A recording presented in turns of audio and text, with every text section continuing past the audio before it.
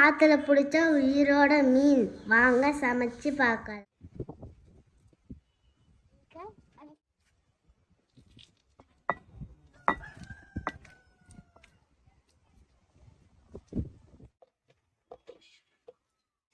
தேவையான அளவு மஞ்சத்தூள், தேவையான அளவு கரம் மசாலா,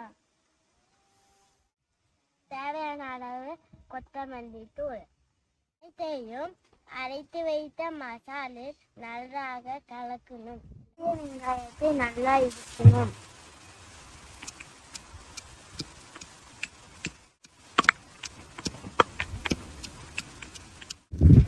மண்பானையை அடுப்பில் வைக்க வேண்டும். தேவையான அளவு நல்லெண்ணெய்,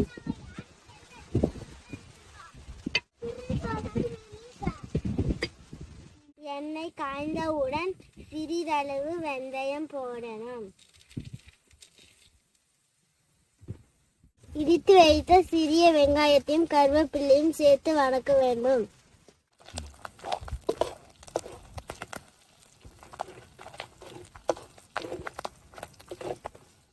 அரைத்து வைத்த மசாலை சேர்க்க வேண்டும்.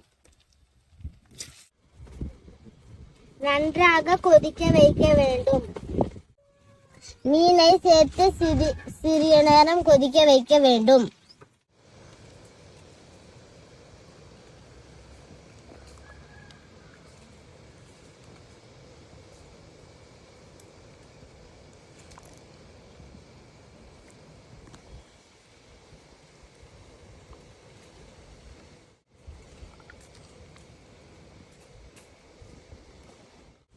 நன்றாக கொதிக்க வைக்க வேண்டும்.